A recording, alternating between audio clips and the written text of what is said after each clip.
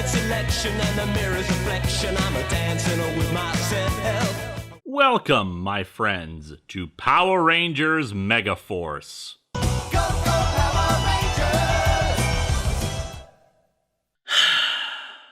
2013 was not so long ago at the time of this video's creation, but we live in a world where media is consumed rapidly and discarded just as rapidly as new things come about. As such, it's easy to forget that 2013 was a milestone anniversary year for many pop culture franchises. Doctor Who celebrated its 50th anniversary, James Bond, the novels anyway, celebrated its 60th birthday, and of course, Power Rangers celebrated its 20th. These kind of pop culture milestones should not be shrugged off. Pop culture is often a glut of material. Memes, shows, movies, songs, celebrities, jokes, language, politics, news. A single year can alter the landscape of what people are talking about, what people are watching and listening to, what they'll feel nostalgic for. The idea that some product will be talked about not just for more than 1 year, but yes, 50 years after its initial creation is pretty damn impressive. And when you consider how most people view a product like Power Rangers, it's all the more astonishing that it has lasted for more than 20 years with new material. And all the more saddening when it seems like the people working on the product just don't seem to care.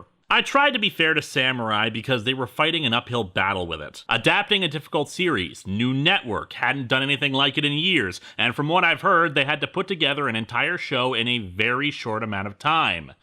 But now the kid gloves are off. They had 2 years to get their act together, 3 if you count the first half of this. And yet, in many ways, Power Rangers Megaforce is inferior to Samurai. I still say Overdrive is worse because it would often get purely unbearable to watch, but Megaforce's problem is that it's such a disappointment. The name of the game is lazy, except it's a bizarre form of laziness, where they will put effort into things, just the wrong things, not the things that are actually important to fix, or they'll fix something that wasn't broken. Megaforce is technically the 20th Power Ranger season. You may have noticed that I condensed Samurai and Super Samurai into one retrospective, although the series name seems to change and imply that it's different. However, there is so little story in the 2 seasons, so little that actually changes overall from one season to the next, that there's no reason to really separate them. At least with the 3 seasons of Mighty Morphin, they all had a different feel and enough running story to justify splitting them up. And bear in mind, the main story of Season 1 in 60 episodes was Tommy coming in, losing his powers, and then gaining them once again. And that was a season that was so formulaic in its episodes that it's still mocked today. But as I said, Megaforce fails in even that, since it's hard to even say that the show is formulaic when it's all over the place. The tone doesn't know what it wants to be about. Actually, I take that back. The tone is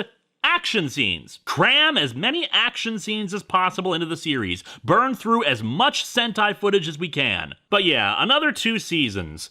Meaning that Super Megaforce, the season that actually does do the anniversary stuff, didn't even happen in time for the 20th anniversary and was instead pushed to the 21st year if you go by their numbering. Admittedly, part of this is Nickelodeon's fault with their arbitrary, every series must be around 20 or so episodes per season rule. But 20 episodes is roughly 7 hours of content. If movies can tell coherent, rich, interesting stories in 2 hours or less, you have no excuse why you can't do the same with over 3 times that length. Different mediums, yes, but even Power Rangers has been able to tell emotionally gripping stories in 20 minutes in the past. Hell, even other children's shows these days are capable of that in half an episode's time. 10 minutes to tell an emotionally engaging story while also containing action. But I suppose we should actually start talking about Megaforce. And remind you that the good guys always win. Even in the 80s. No, not that. People like that Megaforce. The series begins with Mega Mission. We open with the Legendary War. Oh, great, it's over already. I'm finally done with this series. No, of course not. It's a dream by this kid, Troy. After getting to class, we're introduced to the only teacher in the city of, town, Mr. Burley. Despite being a science teacher, he believes in cryptozoology. And that's the beginning and end of him. He's there for the occasional comic relief, but otherwise he is a completely superfluous character. What species will outlast all others on Earth? Is this gonna be on the test? Insects. They'll survive all the bad stuff we're doing to the environment. Well, if we're killing the environment, how are they supposed to survive the— Oh god, it's coming right for us! Robots. Robots powered by perpetual motion engines. Being that this is an anniversary season, they're trying to use this to subtly hint at the show's history, with this being their callback to RPM and how machines destroyed their world. Oh, dear lord, I hate this season. Troy, who was apparently in a coma on that bus, arrives late but has his own answer. Us, humans. How's that, Troy? If humans work together, we can overcome anything. A bit cheesy, yes, but it's Power Rangers, so I'll give it to them. In orbit, an alien spaceship arrives, bringing with it Admiral Malkor and his General Kreepox, insects. They declare that Earth will be easy pickings because humans are so weak. Naturally, since this is an anniversary season, Malkor responds how humanity has beaten alien invasions numerous times now, and yeah, okay, you get it. They don't mention that, even though it would be so easy to do so. But whatever, let's talk about the theme song. It's yet another remix of Go Go Power Rangers, now adding in this bit of Megaforce!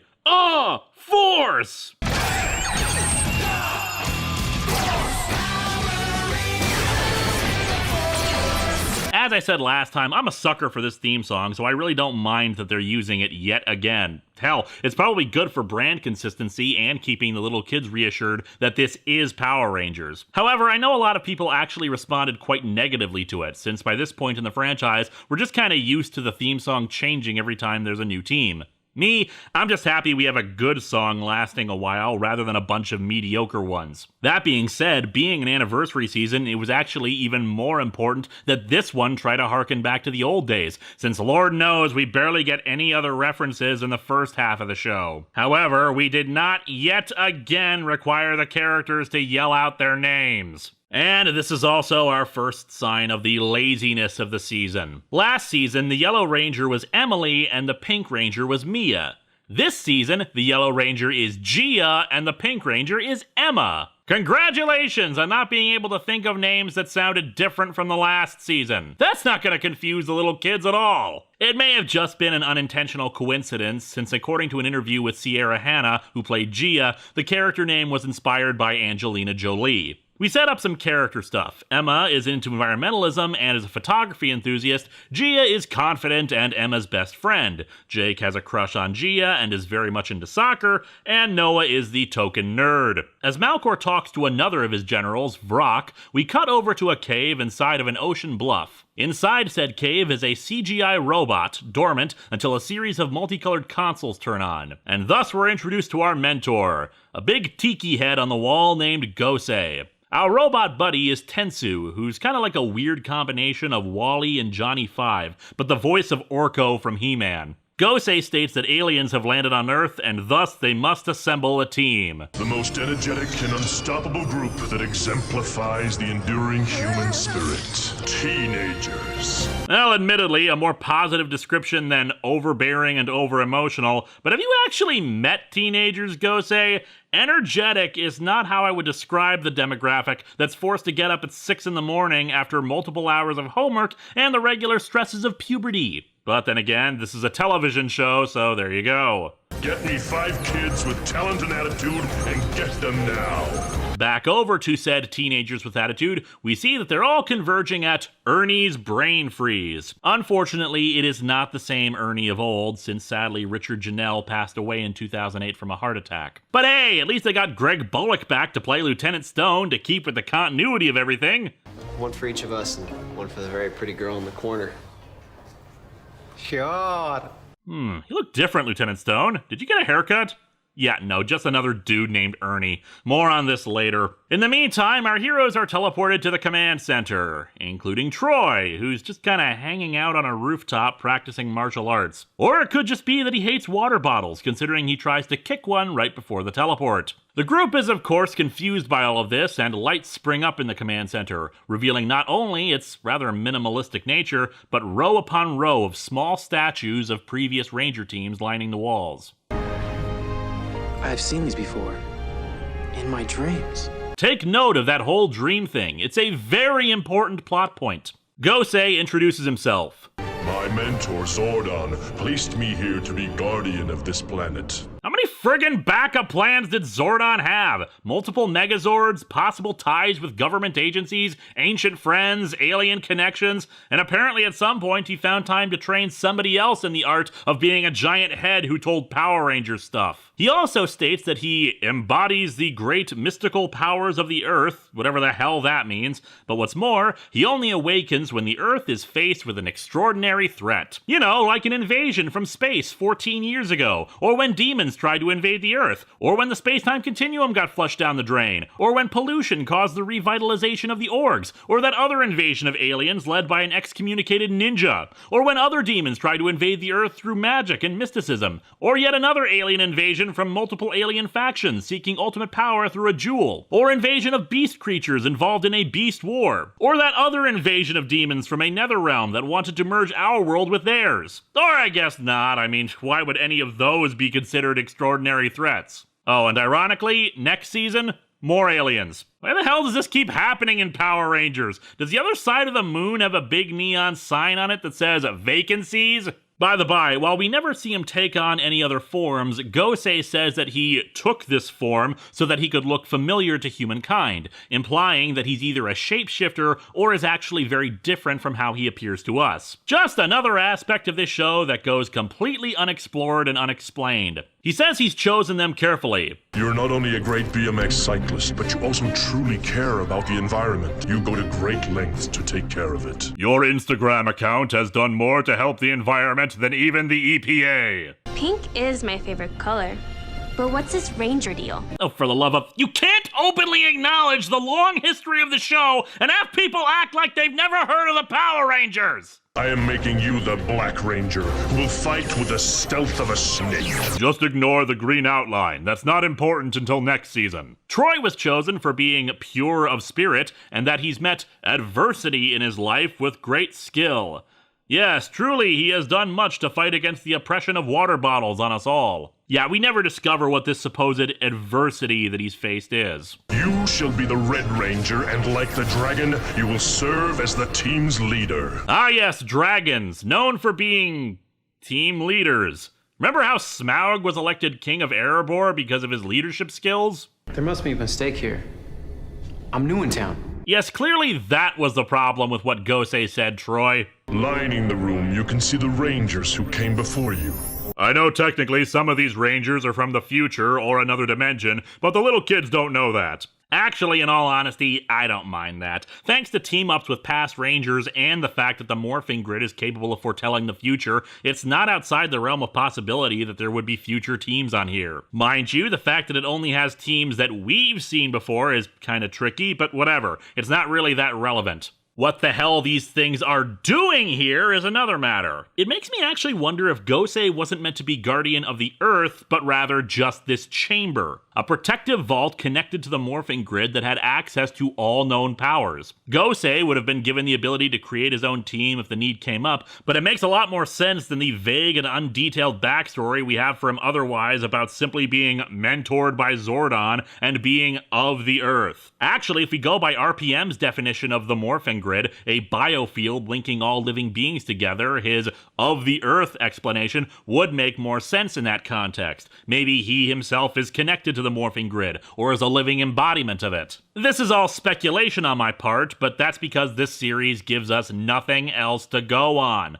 The lack of any solid backstory for any of the elements of the series is one of the things that makes it so frustrating for people. Even Samurai had a solid backstory for all of its elements. Sure, it was mostly copied and pasted from Shinkenger, but there was something there. As I said before, they had more lead-in time than Samurai to figure this stuff out. Gosei gives them their morphers and explains how the morphers will use power cards to unlock weapons and abilities. Troy immediately says that if Earth is in danger, they're all in. Good job speaking for everybody, new kid. Megaforce, your mission starts now. There's your title. The five are teleported into the city to confront the foot soldiers, which are just now there, I guess. The foot soldiers are called loogies. Appropriate, actually, considering how this show seems like it's spitting on the franchise. Joking aside, I'm more confused why that name when we've got insect-themed villains. The loogies are pretty unimpressive, frankly. Dudes in full bodysuits with some vaguely insect-like patterns on their bodies and faces. I'll give it this. This kind of opening battle for the first episode is standard by now, but they make it a bit more interesting by using the characters' displayed personality traits. Troy immediately opens with martial arts. Jake uses a soccer ball. Emma blinds some with her camera. Sure, it ends with them needing to morph, it's just the fight is a little bit more interesting than normal. And thus, it's time. It's morphin' time! Go, go, Megaforce! I freaking love the Megaforce morphers. I honestly do. It's why I used it in AtopTheFourthWall instead of the Ranger Key one we get later. Mostly I like it because it's so damn unique. A big old tiki head that you shove children's trading cards into. Although they end up using the morphers as communicators, it's pretty damn far away from a cell phone. The morphing sequence is alright. It reminds me a lot of Wild Forces with the animals forming into the helmet. The outfits are okay. Design-wise, I like how all the symbols on their chests are meant to combine into a unified design that we see on their helmets. Gosei, which this season is based on, was themed around angels, so these outfits are a bit more ornate. Gold piping, white bottoms, it really does work for them. It would especially work for the anniversary stuff, giving us a sense of grandeur about this team in particular. But of course, there's nothing much in the series to justify that sense of grandeur. The theory that people had at the time, since it was uncertain how Gokaiger would be handled, was that instead of the key system used in that Sentai, they'd utilize the cards to transform into past Rangers. This was bolstered by the fact that the card game sold along with all the toys and in booster packs had past Ranger cards. Seems like that'd make sense too. You could adapt both series while keeping the focus on the Gosei suits. That is not what ends up happening, but that's this show for you. Anything that would actually sound completely logical and sound for them to do, they ignore it, as if there was some argument in the writer's room where the person who had all the good, rational ideas was really irritating to the other writers, so they decided to spite them by doing the opposite of whatever they suggested. Mega Rangers? That's a mega win! Like with Samurai, Megaforce is trying to establish its own mythos, and it does it much more poorly.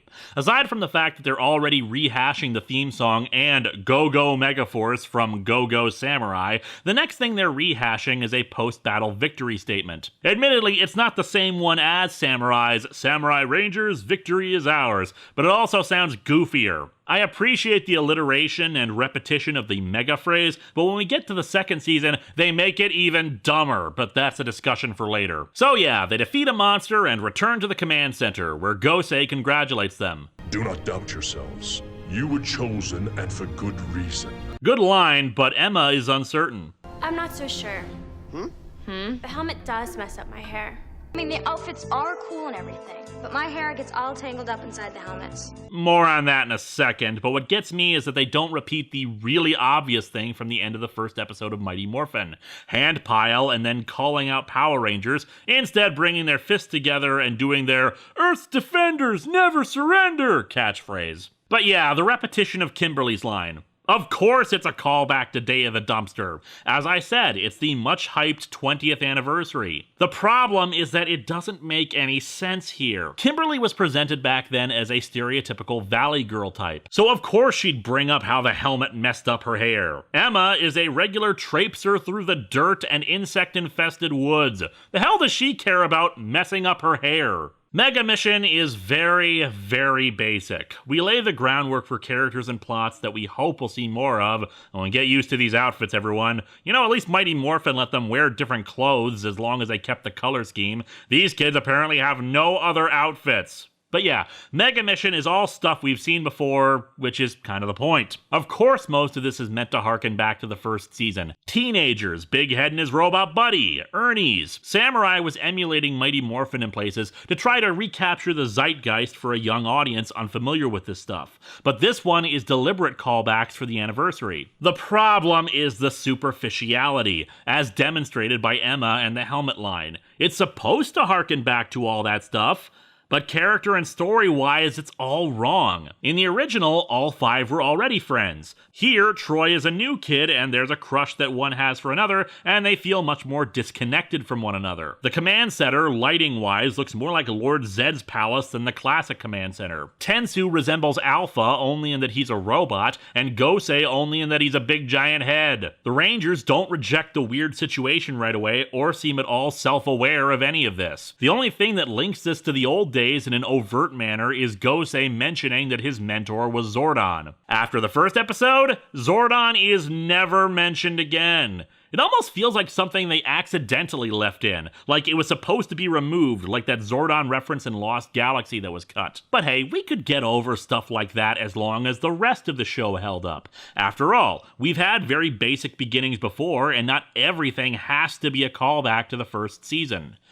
But the rest of Megaforce ends up reflecting the same attitude. Half-hearted continuity references and not taking more time to develop the ideas they had. It's especially why, watching this almost 3 years later for me, it feels all the more hollow. There were a lot of things they could have done to strengthen this for the anniversary. First and foremost, Ernie, like Mr. Burley, is a superfluous character. Admittedly, the original Ernie was superfluous, but this is a different era. You've got a large audience of kids who are still getting used to the idea of new protagonists. I have heard many anecdotes of parents of very confused kids asking why the Samurai Rangers aren't around anymore if this is Power Rangers. So one way to connect both the young and old audiences?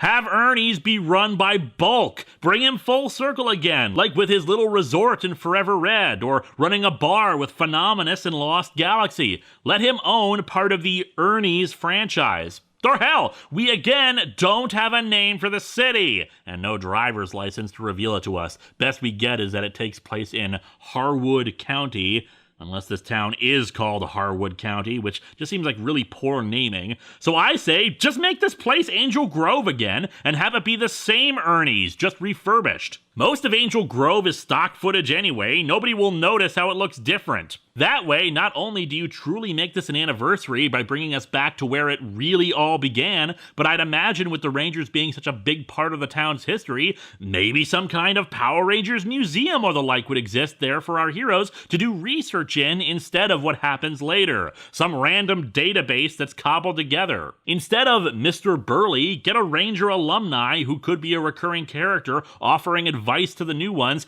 and have them back for the finale. Hell, again, connect it to Samurai for the younger audience by having it be one of those Rangers teaching the next team. Starting with the second episode, we have our standard 30-second recap of the series premise. Our world was once a safe and happy place, says the opening to the 20th year of bizarre, terrifying creatures wreaking massive, large-scale destruction and despair. We also have Troy running into Creepox, who wants to know why humans defy the insect invasion when they can be so easily defeated. Troy says humans are tougher than they appear. Clearly, this is setting up a long-running rivalry between the two that will of course be resolved in a mere 7 episodes, and the two having shared screen time all of 2 or 3 times before then. We also get this season's method of growing monsters. Vrock has creatures called Zombats that he can unleash that will make their monsters grow. Because clearly an army of insects would use bats? As royalty, I have access to much more advanced technology. They're robotic. Oh, well, now it makes perfect sense. Far too complex for you to understand. Actually, I think maybe that was what was going on in the writer's room. They had extensive novels written about all the backstory of all of this that they just couldn't fit into the show proper. So anytime something doesn't make any sense, it's just far too complex for us to understand. The Rangers summon their Zords via the cards, which reveals to us one of the only times we actually get to see the command center from a different angle. These Zords being stone heads that launch out and become their proper forms, after merging with vehicles briefly. Man, the people on that plane are going to be mighty confused. Later, those heads will be shrunk down and just be attached to the Rangers' blasters. Also, strangely enough, despite referring to them as just Zords first, they then call them Mecha-Zords, which is nice and confusing when the Megaforce Mecha-Zords become the Megaforce Megazord through the mechanization from stone that these Mecha-Zords had only been a moment before being summoned by the Megaforce to become their Mecha-Zords and eventually Megazord. Well, I hope they run on biofuel. No, Emma. They run on us. Our courage, our strength. That's what gives them power. I know that because shut up! Anyway, they battle individually for a bit and then form together to become the Gosei Great Megazord. It's a pretty decent looking Megazord, but at the very least we don't have gigantic helmets on it. One thing that I recall a lot of people complaining about in sequences like this is that you can clearly see Tensu Sentai Goseiger written on their Megazord card, and in several other cases the original Japanese names of the cards are also visible, but honestly I really don't mind that stuff. It's on screen for only a second or two, and it'd probably be expensive to try to edit it on so many episodes. It's really not that big a deal in the grand scheme of things. I'd rather they invest time and effort into stuff like the writing and acting than to change minor details that none of the kids are gonna notice. Or if they do notice, it'll just get them thinking about it and maybe learning more. Speaking of learning, episode 3 introduces the first in one of the most frustrating trends of Megaforce.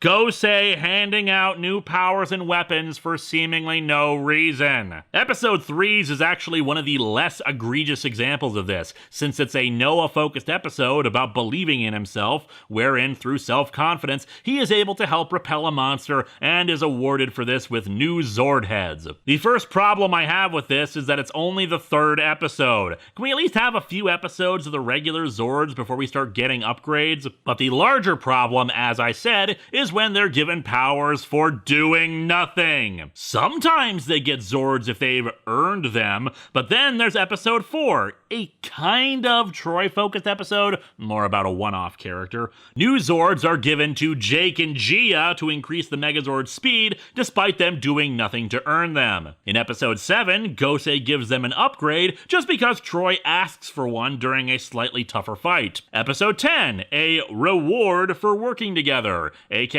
all the Zords fire at the same time. Part of the problem here is that instead of studying the Sentai extensively, cutting out entirely superfluous elements and powers that weren't going to matter anyway, maybe doing more original footage and character development outside of the suits, the creators apparently felt the need to burn up as much Sentai footage as they could, since they only had 20 episodes to work with it. Some of this I understand. If they use certain Zord combinations in episodes to defeat monsters, you need to introduce them first. But here's an idea.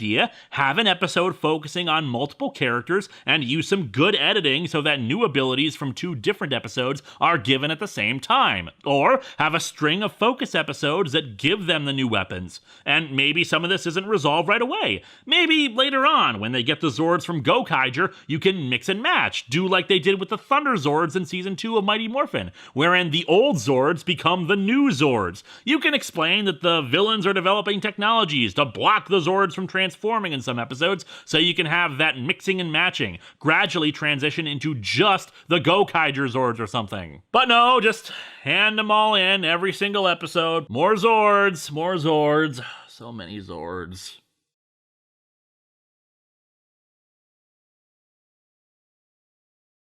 Well, I hope they run on biofuel. No, Emma. They run on us. Our courage, our strength. That's what gives them power. That's totally inapplicable to anything that's going on here. And it's dumb.